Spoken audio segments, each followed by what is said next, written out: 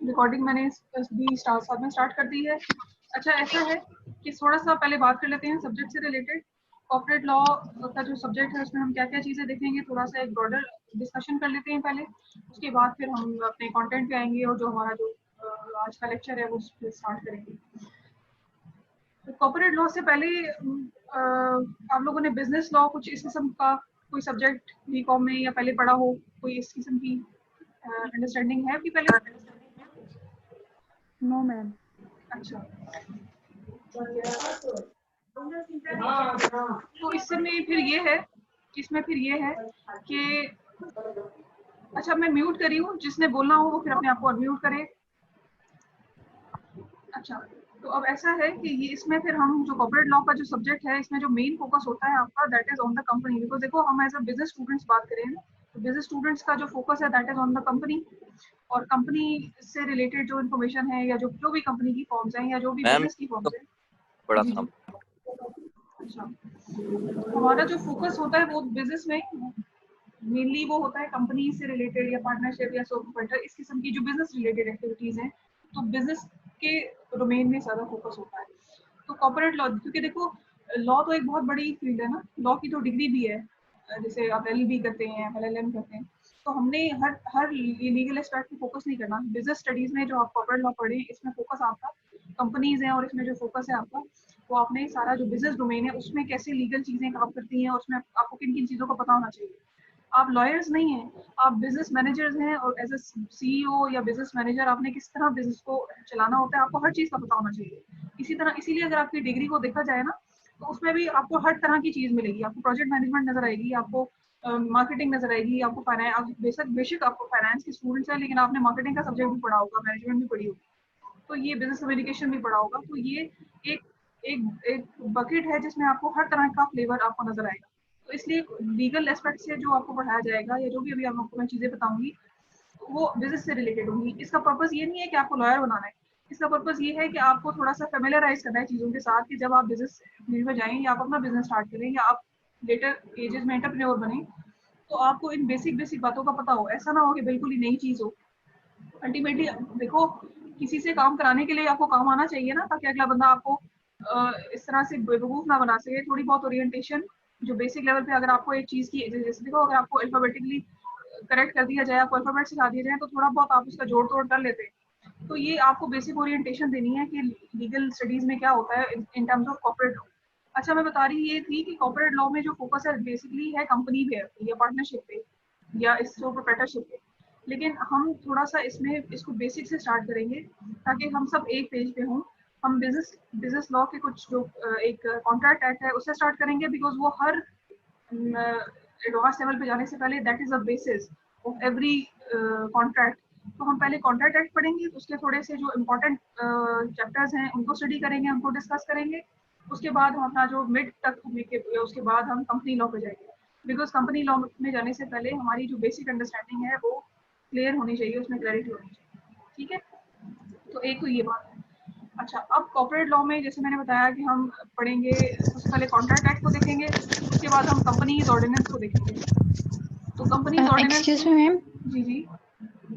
Ma'am कुछ students हैं वो कह रहे हैं कि आप उन्हें एक्सेप्ट कर लें मीटिंग में। मैं कर रही हूँ, ये तो 4-5 हो जाए ना तो फिर ओके मैम। सबको एडमिट कर लेती हूँ। तो ये मैंने कर ओके लिया मैम, थैंक यू। है। तो ये बात है। अब जैसे फर्स्ट हाफ में हमने बोला कि जैसे मिड तक में हम कॉन्ट्रैक्ट एक्ट कवर करेंगे, तो कॉन्ट्रैक्ट एक्ट के लिए जो बुक है वो खालिद महमूद चीमा की है, बड़ी बड़ी मशहूर ज़माना किताब है, तो वो आप यूज़ कर सकते हैं अपनी रेफरेंस के लिए। उसके अलावा जो कंपनीज का कौन सी जो, बुक बोली आपने? ये खालिद महमूद चीमा की बुक है, इसको आप फॉलो कर सकते हैं। और जब हम कंपनीज ऑर्डिनेंस स्टार्ट करेंगे तो उसमें आपका जो कंपनीज का ऑर्डिनेंस है, आप बेयर एक्ट जो इंस्टॉल करें, अगर डाउनलोड कर लें उसको, तो वो दैट विल बी सफिशिएंट। एक तो ये बात है, मतलब अगर आपने रेफर करना है और आपने थोड़ा ज़्यादा डिटेल में जाना है। दूसरी चीज़ ये है कि मैंने जो नोट्स हैं, जो जैसे फॉर एग्जांपल आज का लेक्चर हम अभी कंडक्ट करेंगे तो उसमें मेरे नोट्स हैं और जो मेरी स्लाइड्स हैं, अगर आप उनको भी अच्छे से अंडरस्टैंड कर लेते हैं तो मेरे ख्याल से कि वो भी सफिशिएंट ही है। तो उसको समझ, मतलब समटाइम्स होता है ना कि आपने ज़्यादा नंबर लेने होते हैं तो आप कोई डिफरेंट कंटेंट लेके आते हैं। फॉर एग्जांपल्स अगर जैसे मैं भी डिस्कस करूंगी तो वो आप वही एग्जांपल्स कोट करते हैं, तो काम तो अपन हो जाता है। लेकिन अगर आपने ज़्यादा उसको इन डेप्थ स्टडी करना है तो फिर उसको उसके लिए आपको रेफरेंस बुक्स की ज़रूरत पड़ती है। तो अगर आपने रेफरेंस बुक्स देखनी है तो खालिद, जो स्लाइड्स होंगी वो भी उधर से ही है, खालिद महमूद चीमा की बुक से कॉन्ट्रैक्ट एक्ट की स्लाइड्स होंगी और नोट्स होंगे, और कंपनी एक्ट के लिए कंपनी का जो वेयर एक्ट होता है, आप कंपनीज ऑर्डिनेंस 1984 है, वो उसको आप डाउनलोड कर लेंगे तो आपका काम उससे भी हो जाएगा, काम चल जाएगा आपका। ठीक है, तो अभी आज जो सबसे पहले जैसे हमने बेसिक बिजनेस लॉ, अब ये जो कॉन्ट्रैक्ट एक्ट है ये बेसिकली बिजनेस लॉ में बनाया जाता है, लेकिन हम इसको बेसिक रखेंगे बिकॉज ये इसकी अंडरस्टैंडिंग कॉम्प्लिकेशंस में जाने से पहले, कंपनी लॉ में जाने से पहले हमें इन चीज़ों का बेसिक बुनियादी बातों को पता होना चाहिए। तो इसलिए हम बिजनेस लॉ के इस कॉन्ट्रैक्ट एक्ट से स्टार्ट करेंगे। ये जनरल सा एक सब्जेक्ट होता है, क्योंकि देखो कोई भी बिजनेस एग्रीमेंट करना है, कोई भी ट्रांजैक्शन या कोई भी किसी भी सप्लायर के साथ या किसी भी बंदे के साथ आपने अगर किसी ट्रांजैक्शन में इन्वॉल्व होना है, कोई कॉन्ट्रैक्ट करना है, तो आपको बेसिक कॉन्ट्रैक्चुअल चीज़ों का तो पता होना चाहिए ना, तो उसके लिए अलग से एक लॉ है।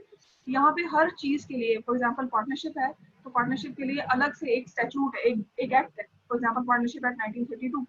कंपनीज उन्हें कैसे ऑपरेट करना है उसके लिए कंपनी एक्ट, कंपनीज ऑर्डिनेंस है 1984। अच्छा, अब एक 2017 का ऑर्डिनेंस भी आ गया, लेकिन ये एक पूरा स्टैट्यूट है, पूरी एक किताब है, एसओपी है कि आपने किस तरह से मामला को आपने लेके चलना है ताकि हार्मनी रहे पूरी कंट्री।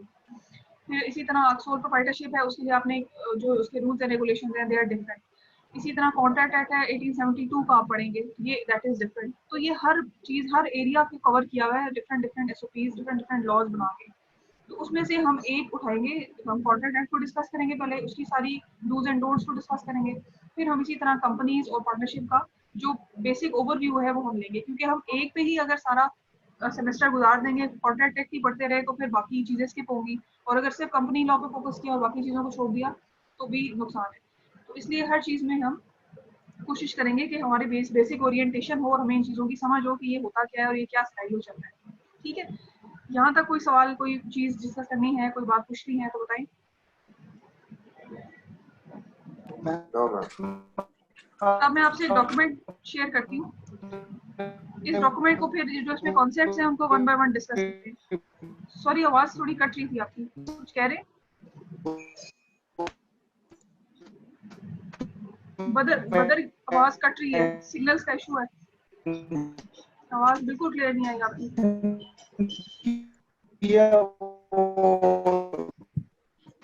डिस्कनेक्ट हो जी। तो ये मैं पूछ रहा था कि आपने वो इंटरनेट कनेक्ट हो गया, डिस्कनेक्ट हो गया था। आप पूछे, आप आवाज़ क्लियर है, आप बताएं। मैं पूछ रहा था कि इंटरनेट डिस्कनेक्ट हो गया था, तो वो मैंने आपसे पूछ रहा था कि आपने कोई बुक मेंशन की है यहाँ पर? जी जी, मैंने बुक बताई थी कि आपने कॉन्ट्रैक्ट नाम एक्ट के उसका लिए भी? खालिद महमूद चीमा की किताब है बिजनेस लॉ की, उसमें से हमने पूरी किताब नहीं पढ़नी, हमने जो बेसिक हमारे लिए ज़रूरी बातें जानने की हैं हमने वही लेनी है। उसके बाद कंपनीज, हमने बेसिक हमारा जो कॉर्पोरेट लॉ का फोकस है that is on companies ordinance.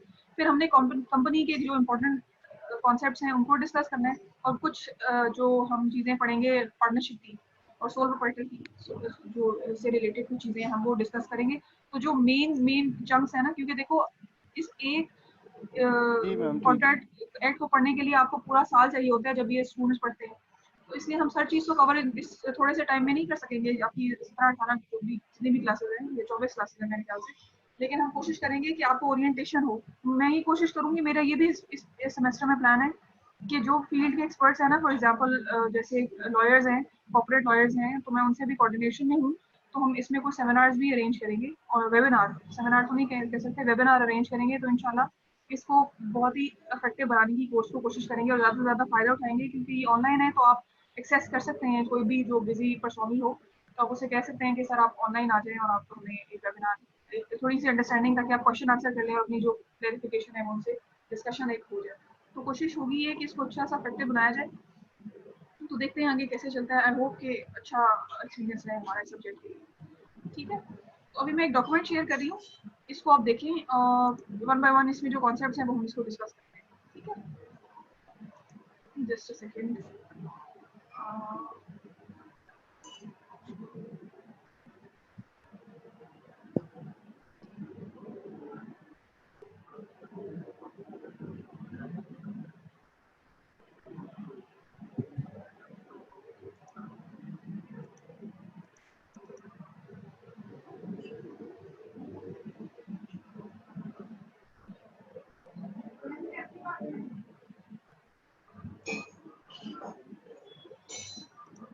ये वर्ड की फाइल मुझे लगता है यहाँ पे शेयर मैं करना चाह रही हूँ, लेकिन मुझे कोई इसका ऑप्शन नजर नहीं आ रहा।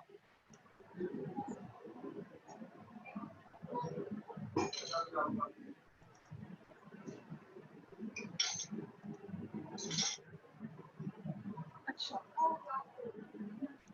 ये फाइल शेयर की है मैंने, क्या ये नजर आ रही है? क्या ये शेयर हो रही है फाइल? मैम जी हो गई। Yes ma'am. Yes ma'am. ठीक है, अच्छा देखिए वन बाय वन हम कॉन्सेप्ट्स को मैं यस मैम। डिस्कस करती हूँ, इसको मैं समझाने की कोशिश करूंगी। जी मैम। जहाँ पे समझ में नहीं आए या जो चीज़ आपको लगे कि मुझे दोबारा समझानी है या रिपीट करनी है, तो आपने मुझे फिर वहीं पे रोक देना, ठीक है? क्योंकि पूरा कवर करके वापस आने का हमारे पास वो नहीं होगा टाइम। इसको साथ साथ उधर ही क्लोज करना है, जो कॉन्सेप्ट डिस्कस किया अगर समझ में नहीं आया तो उधर ही इसको दोबारा मैंने समझाना है, जब तक वो नहीं समझ आएगा आगे नहीं जाएंगे, ठीक है?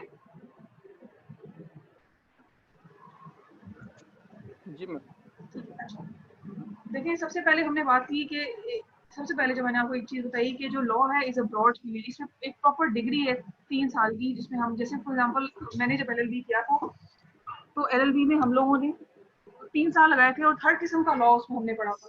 तो पर्पज ये था कि हमने लॉयर बनना है, लेकिन यहाँ पे पर्पज लॉयर बनना नहीं है, पर्पज यहाँ पे बेसिक अंडरस्टैंडिंग देना है। तो हम यहाँ पे कॉन्ट्रैक्ट एक्ट को पढ़ेंगे। अब लॉ हमें क्यों जरूरी है और हमने क्यों बनाया जाता है, इसका पर्पज क्या है, लॉ होता क्या है? Law is basically a set of rules. देखो किसी भी इदारे में रूल्स एंड रेगुलेशन बनाने की वजह ये होती है कि एक हार्मनी रहे, कोई भी किसी के साथ भी ज्यादती ना हो और हर चीज एक ऑर्डर में चलती रहे, ठीक है? तो लॉज बनाने का पर्पज ये होता है। लॉ होता क्या है? एक set of rules and regulations होते हैं। हर अब जैसे कॉन्ट्रैक्ट एक्ट में जो रूल्स एंड रेगुलेशंस हैं वो इसको रेगुलेट करने के लिए। कंपनीज ऑर्डिनेंस क्यों बनाया गया है? कंपनीज को रेगुलेट करने के लिए। तो हर अब जैसे क्रिमिनल लॉ अगर देखा जाए तो सीआरपीसी एक बहुत बड़ा डॉक्यूमेंट है, वो क्रिमिनल एक्टिविटीज को रेगुलेट करने के लिए कि आपने कैसे उनको सजा देनी है, किस हिसाब से देनी है, किस तरह से देनी है। पीपीसी है वो सिविल मसलों को रेगुलेट करने के लिए कि आपने जब डिसीजन देना है किसी जज ने तो वो पीपीसी की पूरी किताब है, उसको उसके मुताबिक डिसीजन मेकिंग होगी। इसका पर्पस क्या है लॉ का? कि एक हार्मनी रहे, हर एक को पता हो कि दिस इज अ बेंचमार्क, इसको देखते हुए डिसीजन मेकिंग होगी, इसको देखते हुए सजा मिलेगी। जैसे मुझे पता है कि अगर मैंने किसी को कत्ल किया तो मुझे जो है उसका जो उस पर्टिकुलर सेक्शन है उससे रिलेटेड मेरी सजा क्या है। तो ये एक हार्मनी क्रिएट करने के लिए रूल्स एंड रेगुलेशंस बनाए जाते हैं, फिर चाहे वो सिविल साइड के हों, क्रिमिनल साइड के हों या कॉर्पोरेट साइड के हों। पर्पस ये होता है कि लोग जो आपके सोसाइटी के मेंबर्स हैं, जो इंडिविजुअल्स हैं, जो उस एनवायरनमेंट में काम कर रहे हैं, अगर कॉर्पोरेट एनवायरनमेंट की बात करें तो उसमें जो काम कर रहे हैं उनके कंडक्ट को, उनके बिहेवियर को रेगुलेट किया जाए ताकि किसी के साथ ज्यादती भी ना हो और जस्टिस आपका मेंटेन रहे, ठीक है? तो अगर एक कीवर्ड में बोलूं कि व्हाट इज लॉ, तो law means set of rules and regulations. Why set of rules and regulations are necessary? क्यों बनाए जाते हैं? उसका पर्पस ये होता है कि आप रेगुलेट करें लोगों के बिहेवियर को और एक ऑर्डर मेंटेन करें सोसाइटी में। देखो अगर लॉ एंड ऑर्डर सिचुएशन ना हो तो कितनी हैफेजर्ड सिचुएशन होती है। देखो अगर गवर्नमेंट की रेट एक्सरसाइज नहीं हो पा रही, यानी कि इसका मतलब ये है कि अगर गवर्नमेंट का लॉ जो है वो मेंटेन नहीं कर पा रही, लॉ एंड ऑर्डर सिचुएशन, तो मुल्क में कितनी बदनज़मी और जो है बेइंतजामी सी हो जाती है। तो ये चीज़ होती है, लॉ इसलिए ज़रूरी होता है। लॉ भी तो ज़रूरी होता ही है, हमारे मुल्क का तो खैर मसला ही हो रहा है कि उसमें लॉ तो मौजूद है सारे के सारे, लेकिन उनकी इम्प्लीमेंटेशन नहीं है। लेकिन जो पर्पस है, उसकी स्पिरिट है लॉ की, वो यही है कि set of rules and regulations, ताकि इक्विटेबल तरीके से हर एक के साथ ट्रीटमेंट हो, कोई किसी के साथ भी जो है वो प्रेफरेंशियल ट्रीटमेंट ना किया जाए, ठीक है? तो यही पर्पस भी है लॉ का, और यही मैंने आपको बताया कि लॉ है क्या और उसका पर्पस क्या है, ठीक है? अब इसी कॉन्टेक्स्ट में अगर आप देखें, कि बिजनेस लॉ क्या होता है। बिजनेस लॉ ये होता है कि आप कैसे बिजनेस की से रिलेटेड जो इश्यूज हैं उनको आप कैसे किस तरह से लेके चलते हैं, किस तरह से आपने बिजनेस ट्रांजैक्शंस को एग्जीक्यूट करना है, किस तरह से आपने, अगर लेट्स सपोज बिजनेस की पार्टीज हैं जो बिजनेस में मौजूद हैं, जो पार्टीज हैं जो ट्रांजैक्शन लेन देन कर रही हैं, उनके क्या राइट्स एंड लाइबिलिटीज हैं, उन्होंने किस तरह उन चीज़ों को कंडक्ट करना है, तो उसके लिए फिर बिजनेस लॉ बनाया जाता है। अब बिजनेस लॉ में भी डिफरेंट चीज़ें आ जाती हैं, फॉर एग्जाम्पल बैंकिंग लॉज आ जाते हैं, उनके लिए अलग है। फिर इसके अलावा जैसे कॉन्ट्रैक्ट एक्ट हम पढ़ रहे हैं 1872 का है, इसकी सारी जो चीज़ें हैं वो डिफरेंट हैं।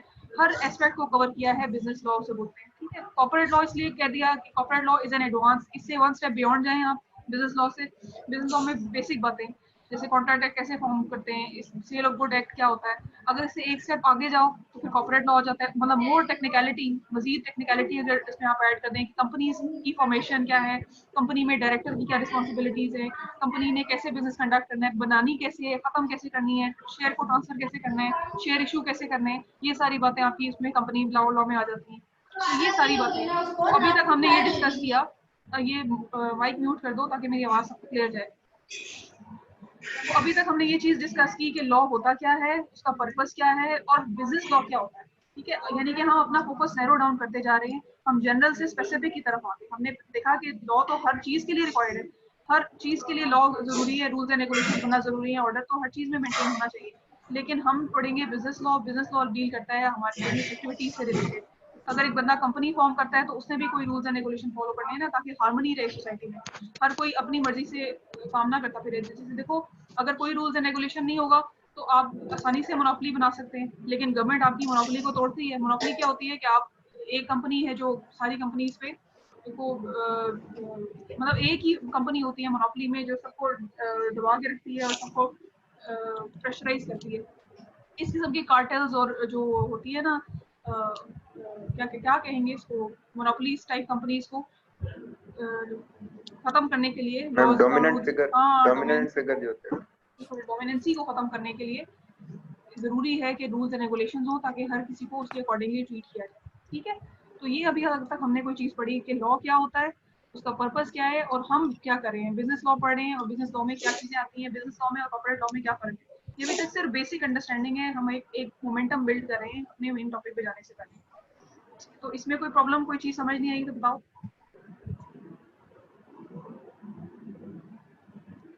ठीक है, आगे चले। Yes ma'am. Yes ma'am. अब हम आ जाते हैं अगले टॉपिक पे, that is sources of law. Source of law का मतलब ये होता है कि एक चीज कहाँ से डेवलप हुई। जैसे फॉर एग्जांपल देखो, मैंने अगर पेपर बनाया ना आज, तो मैंने उसका सोर्स वो बुक है, जिस बुक को यूज करते हुए मैंने पेपर बनाया। ठीक है, लॉ कहाँ से डिराइव हुआ, ये कहाँ से बनना शुरू हुआ, ये हमारे जो मुल्क में चल रहा है, या कोई specifically not about our country, अगर वैसे भी लॉ कर देखा जाए और बन रहा है तो वो कैसे बन रहा है, मतलब कहाँ से लॉ डिराइव हो रहा है। उसके लिए ये हम बात करेंगे, उस पर थोड़ी सी डिस्कशन करेंगे कि देखो, पहली चीज तो हम ये देखेंगे कि ओवरऑल पाकिस्तान हो, इंडिया हो, या जो भी कोई कंट्री हो, लॉ डिराइव कहाँ से होता है, एक चीज ये है। फिर पाकिस्तान का जो लॉ है वो कहाँ से, मतलब वो उसका क्या सिनेरियो है, उसका सोर्स क्या है। तो पहली चीज तो ये है कि लॉ जब बनाते हैं, लॉ जब बनता है तो उसको बनाने के मुख्तलिफ तरीके हो सकते हैं। फॉर एग्जाम्पल जैसे जुडिशियल डिसीजन है। फॉर एग्जाम्पल अगर सबसे पहले पाकिस्तान की अगर बात की जाए तो पाकिस्तान का तो इनहेरिटेड है ना, पाकिस्तान का जो लॉ है वो 1875 है, जो ब्रिटिश लॉ है उससे इनहेरिटेड है। कि उनके जो सारे डॉक्यूमेंट्स हैं हमने एज इट इज सिर्फ नाम चेंज करके हमने वही अडॉप्ट किया। लेकिन अगर वैसे देखा जाए तो कस्टम्स होते हैं, यूजेज, कस्टम्स और यूजेज में ये फर्क होता है कि जो कस्टम होता है वो जो बार बार उसको एक चीज को प्रैक्टिस को की जाती है तो आप उसको बोलते हैं कि वो कस्टम है। ठीक है, बिल्कुल माइन्यूट सा फर्क होता है। Custom is a traditional and widely accepted way of behaving और doing something that is specific to particular society. यानी कि एक प्रैक्टिस को बार बार आप रिपीट करते हैं तो उसको आप बोलते हैं कि ये कस्टम है। अब बाय द टाइम, और ये एक मतलब कुछ सालों में नहीं बनता, इसके लिए डेकेड्स रिक्वायर्ड होते हैं। तो आप एक चीज है, एक प्रैक्टिस है, उसको बार बार यूटिलाइज कर रहे हैं, उसको आपने बाय द टाइम वो इतना स्ट्रॉन्ग उसकी होल्डिंग हो गई है कि उसको आप एज अ लॉ ट्रीट कर देते हैं कि ये लॉ है। जैसे कबायली इलाकों में होता है कि उनके जिरगे हैं तो वो इतने स्ट्रॉन्ग है क्योंकि वो सदियों से करते आ रहे हैं, तो वो उनके लिए वो एक लॉ की हैसियत रखते हैं। ठीक है, तो समटाइम्स ये भी सोर्स होता है कि वो हमारा बहुत ही पुराना कस्टम है तो उसको लॉ की शक्ल दे दी जाती है। इसी तरह कुछ मैम judicial कुछ स्टूडेंट्स तो एक्सेप्ट कर लें क्लास में। जी, मैं कर लेती हूँ। तो समटाइम्स ऐसे होता है कि कुछ जो जुडिशियल डिसीजंस होते हैं वो कुछ स्टूडेंट म्यूट कर दें। अच्छा मैं देखती हूँ एक मिनट।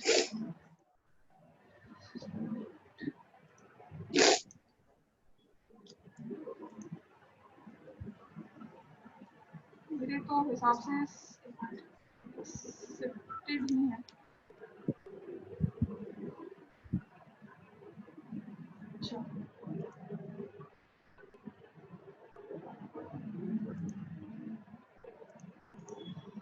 अच्छा फाइल शेयर जो की है नजर आ रही है सबको? Yes ma'am. अच्छा, Yes, तो हम ma'am. बात करें थे सोर्सेज ऑफ लॉ की। सोर्सेज ऑफ लॉ या के कहाँ से लॉ डिराइव होता है, या तो कस्टम्स होते हैं जो आप बहुत सालों से प्रैक्टिस कर रहे होते यस हैं मैम। और आप उनको हाँ जी। बाय द टाइम लॉ का दर्जा दे देते हैं। एक तो तरीकाकार ये होता है और ये बड़ा ही कॉमन तरीकाकार है। एक तरीका ये होता है कि आपके लॉज बने हुए हैं, लेकिन नया लॉ बनाने के लिए आप देख रहे हैं कि कोई ऐसी सिचुएशन आ गई जिसमें आपके पास कोई लॉ नहीं बना हुआ, तो फिर उस सिचुएशन को देखते हुए उसके से सिमिलर अगर किसी जज ने कोई फैसला किया है, उसको बोलते हैं प्रेसिडेंट। अगर उस सिचुएशन से सिमिलर किसी और जज ने फैसला किया है और वो किसी दूसरी कंट्री में लेट्स सपोज किया हुआ है, देखो पाकिस्तान का लॉ तो पाकिस्तान में एप्लीकेबल है ना, लेकिन अगर कोई ऐसा सिचुएशन जो किसी और कंट्री में डील की गई है उसी से रिलेटेड और पाकिस्तान में उसका कोई कानून मौजूद नहीं है, तो उस डिसीजन को जो किसी दूसरी कंट्री में हुआ है उसको भी बुनियाद बना के फैसला किया जा सकता है, तो उसको बोलते हैं प्रेसिडेंट्स, जुडिशियल डिसीजंस। ठीक है, समझ में आई? ये दो बातें समझ में आई है तो बताओ, कस्टम्स और जुडिशियल डिसीजंस। प्रेसिडेंट जो मैंने लफ्ज इस्तेमाल किया है कि ये क्या होता है?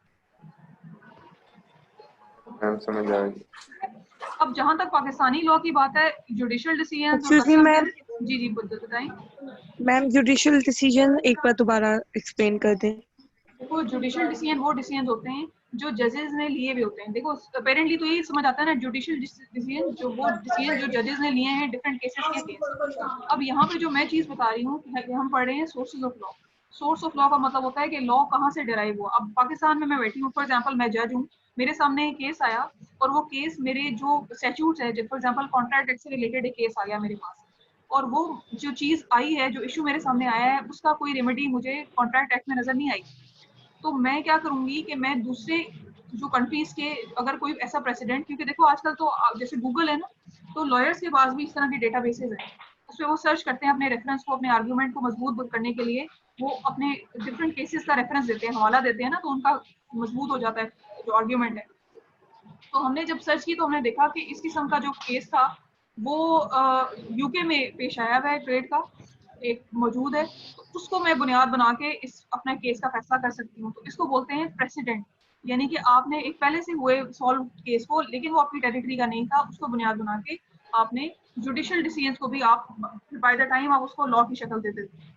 तो ये हम बात कर रहे हैं यहाँ पर, ठीक है, कि वहाँ के जो फैसले हैं, दूसरी कोर्ट्स के जो फैसले हैं, उनको भी आप बुनियाद बना के उस फैसले को सॉर्ट आउट कर सकते हैं और उसको भी लॉ का बाद में दर्जा दिया जा सकता है। Okay ma'am, thank you ma'am. Sources of law, customs are the sources of law. मतलब देखो, अब जरूरी तो नहीं है कि हमेशा ही, मतलब अभी ये डिसीजन आया तो मैंने उसको लॉ का दर्जा दे दिया। लॉ को दर्जा देने के लिए एक प्रॉपर एक प्रोसीजर है कि वो आपकी पार्लियामेंट में जाके पास होता है। लेकिन जो प्रपोजिशन होती है ना, फॉर एग्जांपल अगर मैं चाह रही हूँ कि इस लॉ में ये एक पॉइंट ऐड हो जाए, एक सेक्शन ऐड हो जाए कॉन्ट्रैक्ट एक्ट में, तो उसको मैं प्रपोज कैसे करूंगी? कोई बेसिस बना के करूंगी ना कि ये हमें एक प्रोपोजिशन है, इसको हम लॉ का हिस्सा बनाना चाहते हैं। तो वो जो आपकी आर्गुमेंट बिल्डिंग होगी वो फिर दूसरे जुडिशियल डिसीजन की बेसिस पे भी हो सकती है। समझ में आई? Yes ma'am, thank you ma'am. और दूसरी चीज, अब पाकिस्तान के लॉ के हवाले से देखी जाए, ये जनरल बातें जो मैंने बताई आपको, कस्टम्स एंड यूजेज जो बहुत सालों से हो रही हो तो आप उसको लॉ का दर्जा दे देते हैं, जुडिशियल डिसीजन को भी आप लॉ का दर्जा देते हैं। पाकिस्तान में इतनी कोई खुशकुन सिचुएशन नहीं है कि मतलब पाकिस्तानी इतने वो आप कहें कि प्रोएक्टिव हो गए हैं कि वो नए नए लॉज बहुत बनाते हैं, ऐसा बिल्कुल सिचुएशन पाकिस्तान में नजर नहीं आती। उसकी वजह ये है, उसके लिए मैं आपको आर्ग्यूमेंट ये दूंगी कि पाकिस्तान में अभी तक 1872 का ये कॉन्ट्रैक्ट एक्ट इस्तेमाल हो रहा है। अभी तक पाकिस्तान में 1984 का वो कंपनीज ऑर्डिनेंस इस्तेमाल हो रहा है। ये वही है जो ब्रिटिश लेगेसी है, जो ब्रिटिश ने बनाया। पार्टनरशिप एक्ट देखो 1932 का है, पाकिस्तान आजाद हुआ था 1947 में। तो ये जो सारी लेगेसी है, ये अभी तक हम कॉपी पेस्टिंग पे चल रहे हैं, हमारी हुकूमत भी कॉपी पेस्टिंग पे है। ये जो उनके लॉज बने हुए, उनके जो रूल्स एंड रेगुलेशंस बने हुए, उसी को हमने अडॉप्ट किया, बस अपना नाम चेंज कर दिया अपनी कंट्री का। और इंडिया में भी यही सिचुएशन है, ठीक है। तो हम लोग अभी भी उनके स्पेल से बाहर नहीं निकले। तो ये तो थी सोर्सेज ऑफ लॉ की सिचुएशन। अब आगे चलते हैं, जो कॉन्ट्रैक्ट एक्ट हमने पढ़ना है, ये चीज याद रखनी जरूरी है, क्योंकि देखो एक कॉन्ट्रैक्ट एक्ट पढ़ रहे हो, हम इस सब्जेक्ट में हमारा जो फोकस है, इस सब्जेक्ट में जो हमारा फोकस है वो ये नहीं है कि हमने सेक्शंस याद करने हैं। फॉर एग्जांपल मैं सेक्शन 1 की डेफिनेशन जो है वो,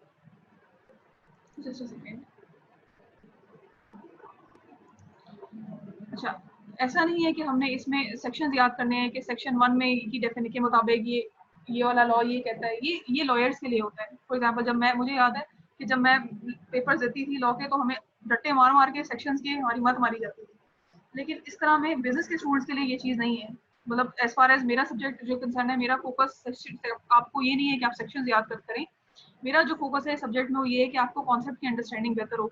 तो इसके लिए बस ये बात, इतनी बात आपको बताओ कि आप जो कॉन्ट्रैक्ट एक्ट पढ़ रहे हैं वो है 1872 का, इतना काफ़ी है। आप अगर ऐड करें, आप याद कर लें तो इट्स फॉर योर बेनिफिट।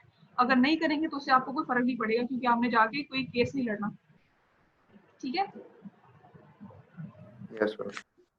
इसलिए ये बेसिक सी बात जी आपने मैम। याद रखनी है कि लॉ ऑफ कॉन्ट्रैक्ट कब बना था, कौन सा एक्ट आप इस्तेमाल करें। 1872 का जो एक्ट है वो आप उसको आप स्टडी करेंगे और वही आपके मुल्क में एप्लीकेबल भी है। ठीक है, तो इस हद तक याद रखना जरूरी है। अच्छा, उसके बाद अब हम आते हैं अपने बेसिक कंटेंट की तरफ। ये सारी जो बातें थी ये प्रिलिमिनरी बातें थी। इसमें आपका जो एक वो कहते हैं ना किबला सेट किया मैंने। अभी हम आ जाते हैं अपने बेसिक जो हमने कंटेंट कवर करना है, जो लॉ ऑफ कॉन्ट्रैक्ट को पढ़ना है, कॉन्ट्रैक्ट एक्ट 1872 को पढ़ना है।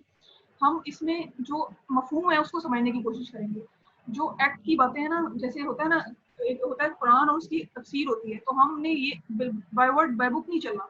हमने उसकी कॉन्सेप्ट और उसकी अंडरस्टैंडिंग लेनी है कि वो है क्या, उसका पर्पस क्या है। ठीक है, तो इसलिए हमारा जो अटेम्प्ट करने का तरीका होगा, फॉर एग्जाम्पल जैसे ये एक डेफिनेशन दी है, ये सेक्शन 2 की कॉपी पेस्टेड डेफिनेशन है कि जो ये जो कोर्ट्स में लिखी है ये हर बार उधर से ली गई है।